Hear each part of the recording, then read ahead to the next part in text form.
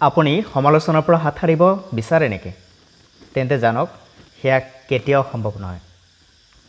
আপুনি ভালে কৰক অথবা আপুনি বেয়া কৰক আপোনাৰ সমালোচনা হ'বই এছামে আপোনাৰ সমালোচনা কৰিবই এছাম মানুহ আছে সদায় আপোনাৰ দুখকে উদঙাবলৈ প্ৰয়াস কৰে আপোনাৰ কুৎসাৰটনা কৰে আপোনাৰ অপযশ গ্লানি বদনাম কৰে সৰু সৰু কথাত আপোনাৰ ভুলবোৰৰ ধৰিবলৈ তেওঁলোকে প্ৰয়াস কৰে আৰু চকতি থাকে আপুনি যদি দুটা চকুৰে চায় তেওঁলোকে আপোনাক বহুত চকুৰে চায় গতিকে সমালোচনা থাকিবই পৃথিৱীৰ সকলোতকৈ সহজ কামটোই যে হৈছে আনক সমালোচনা কৰা কিন্তু কথাটো হৈছে সমালোচনা ভাল যদি সমালোচনা গঠনমূলক হয় সমালোচনা যিয়েই নহওক আপুনি সমালোচনাৰ পৰা কি শিক্ষা লয় হেয়া কিন্তু প্ৰত্যেকৰে নিজৰ ওপৰত নিৰ্ভৰ কৰে নিজৰ বিচাৰ ক্ষমতাৰ ওপৰত নিৰ্ভৰ কৰে নিজৰ বিশ্লেষণ ক্ষমতাৰ ওপৰত নিৰ্ভৰ কৰে নিজৰ পৰ্যবেক্ষণ নিৰীক্ষণ ক্ষমতাৰ ওপৰত নিৰ্ভৰ কৰে কোনোবাই আপোনাৰ বিষয়ে সমালোচনা কৰিছে আপুনি সমালোচনাটো শুনক কি সমালোচনা কৰিছে কেনেকুৱা সমালোচনা কৰিছে যদি সমালোচিত কথাবিলাক কৰবাত আপোনাৰ কৰা ভুলৰ ইংগিত প্ৰদান কৰিছে বা আপুনি কৰি থাকতে কৰবাত আপোনাৰ কৰ্মটো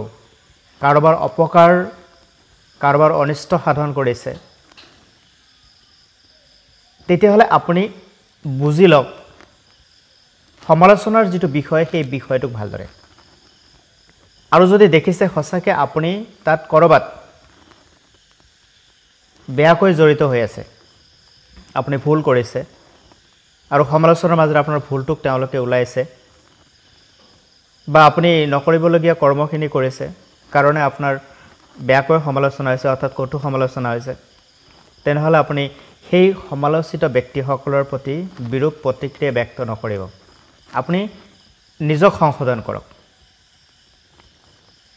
যদি গঠনমূলক সমালোচনা হয় তেতিয়াহলে তো পৰস্পৰক উপকৃত কৰিব কিন্তু যিয়ে নহওক কোনোবাই আপোনাৰ দোষ চৰ্চা কৰিছে আপুনি শুনক আপোনাৰ কোনটো দোষৰ কথা তেওঁলোকে আলোচনা কৰিছে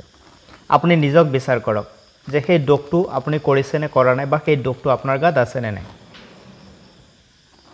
আপোনাৰ ভুলৰ কথা তেওঁলোকে আলোচনা কৰিছে আপুনি শুনক আপুনি জানক বুজিবলৈ চেষ্টা কৰক তেওঁলোকে যেটো ভুল দেখুৱাই দিছে অন্যৰ আগত আপোনাৰ বিষয়ে সেই ভুলটো আপুনি কৰিছে নে কৰা নাই আপোনাৰ দোষ ত্ৰুটি কেতিয়া মানুহে আপোনাৰ বিষয়ে অপযশ গাব গ্লানি গাব কুৎসাৰটনা কৰিব অপপ্ৰচাৰ কৰিব যেতিয়া আপুনি সেইজনতকৈ কিবা এটা ভাল কৰিব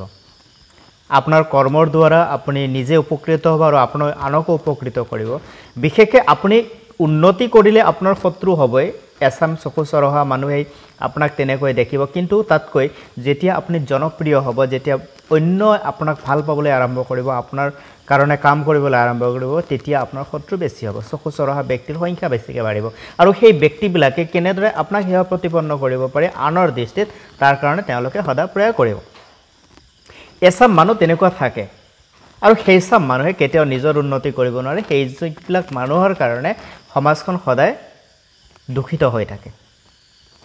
সেইসব মানুহক আমি যিমান কৰিলেও তেওঁলোকে শুদ্ধ পথলৈ নাহে তেওঁলোকৰ বিচাৰ ক্ষমতা সেইখিনিয়ে তেওঁলোকে আনৰ উন্নতি দেখি সহিব নোৱাৰা স্বভাৱ গঢ়ি লৈছে গতিকে যদি কোনোবাই তেওঁৰ চকুৰ সন্মুখত উন্নতি কৰা দেখা পায় তেতিয়াই তেওঁৰ বিষয়ে নানা ধৰণৰ কটু সমালোচনা কৰে নানা ধৰণৰ মন্তব্য বক্তব্য দিয়ে অপপ্ৰচাৰ কৰে বদনাম ৰটিবলৈ চেষ্টা কৰে আমি সেই সকল মানুহৰ পৰা সদা সাৱধান থাকিব লাগে আৰু যিয়ে নহওক আপোনাৰ বিষয়ে কোনে কি কৈছে কোনে কি ক'ব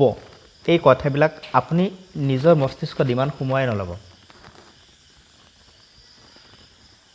আপুনি শুনক কিন্তু যেতিয়া আপুনি কৰিব ন নিজৰ বিচাৰ বিবেচনাধীন হৈয়ে কৰিব যদি আপোনাৰ কৰ্মটো কৰোতেই কৰবাত ভুল হয় কোনোবাই যদি বিচক্ষণ ব্যক্তিয়ে কোনোবাই দক্ষ যোগ্যপূৰ্ণ ব্যক্তিয়ে যদি আহি আপোনাক সেইখিনি ভুল আঙুলিয়াই দিয়ে আপুনি বিচাৰ কৰক তাৰ ওপৰত